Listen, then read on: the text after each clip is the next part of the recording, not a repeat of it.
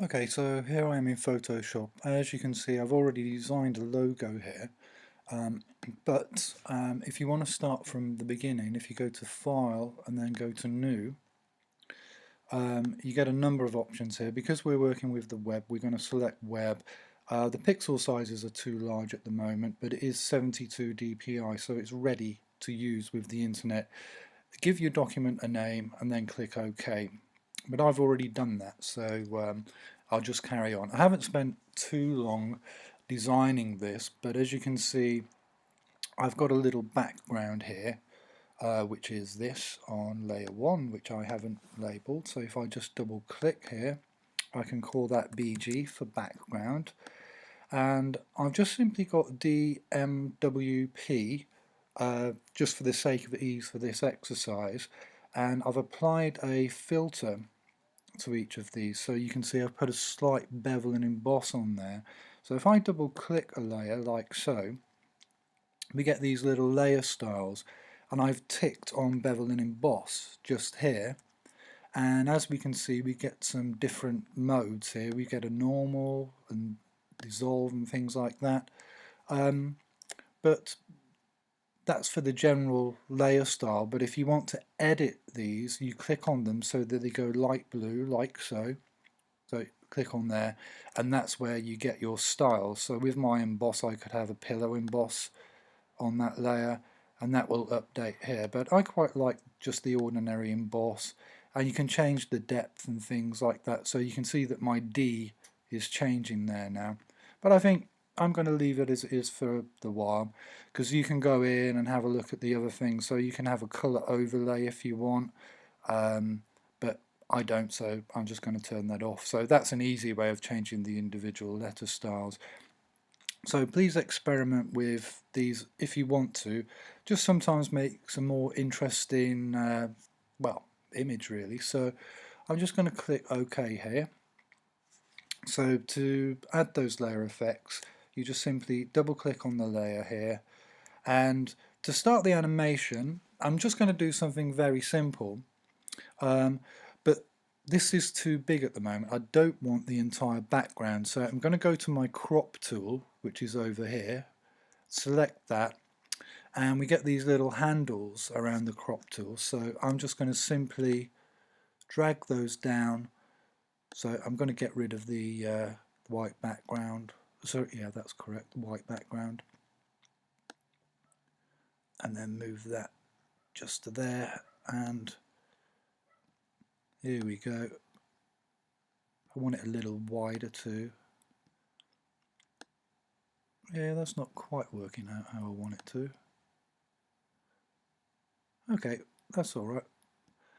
I'll just do something like this. So,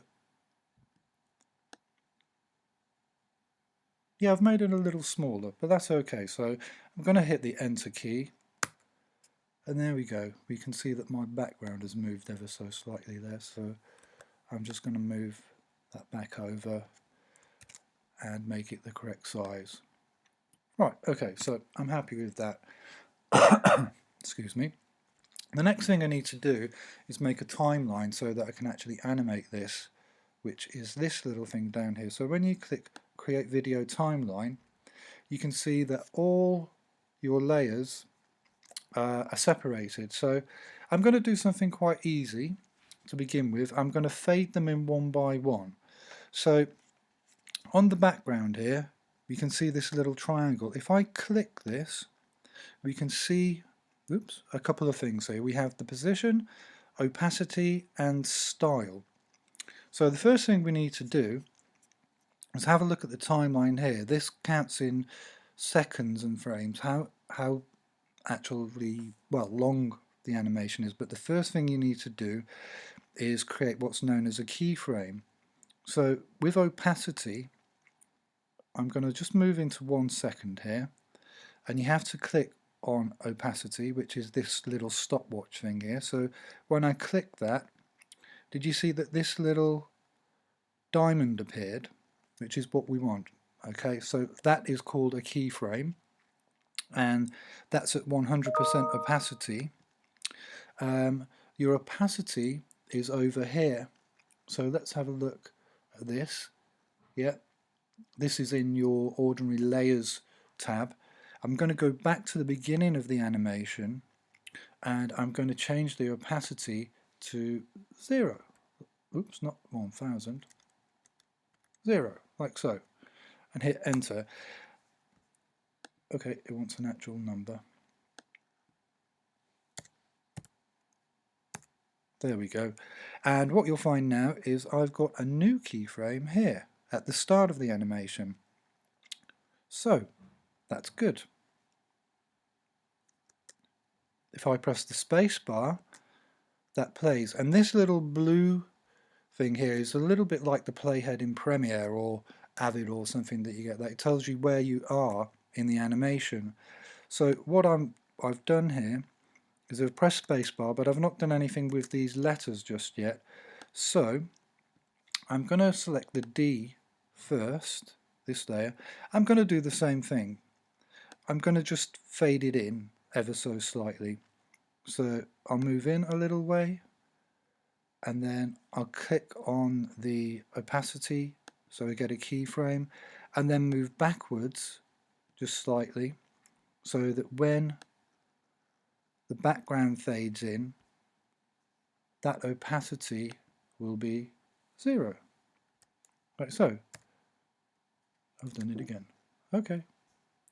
Whoops. Click on 0 there.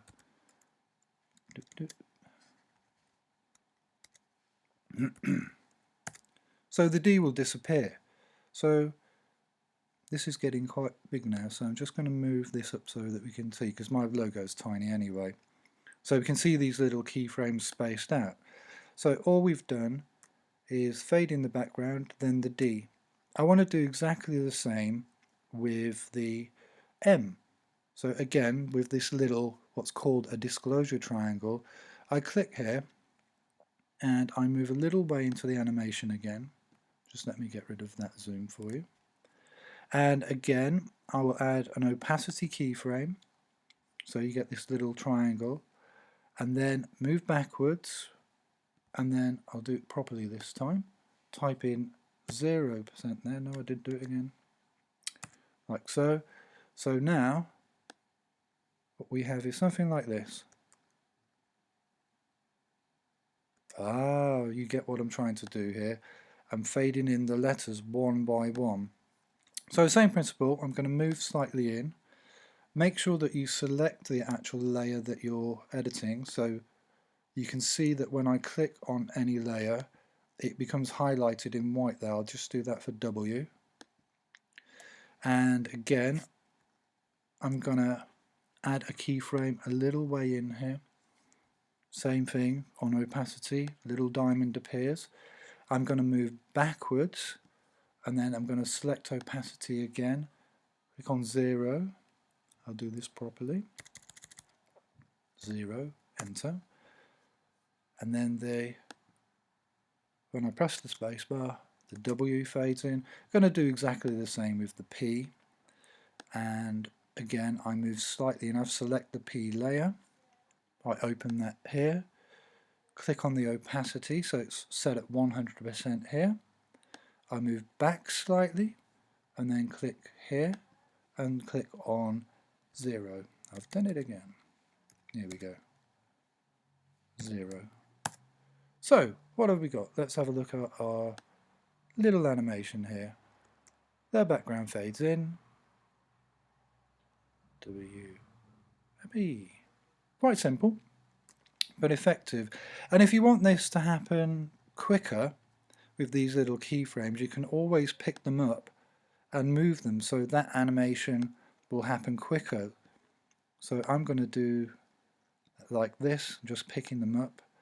And what I want to do is line up the keyframes so that when each one fades in, they're lined up like this with this little red line. You can be more precise with these numbers up here. This will take a little bit of practice, but that's okay. Here we go. I'm going to pick these ones up together and then move them. I move this closer together. Oops, no I'm not. I need to deselect both of them. Click so it goes yellow. Move it closer. and then on the final one up there, let's move that. They usually snap to the keyframe underneath, which is quite handy. Right, so this should just simply animate quicker now. Let's just go to the beginning with the playhead and hit play. Okay, let's have a look at a few more parameters in the next video. Okay, look at video 2. This is going to be Photoshop Animation 0.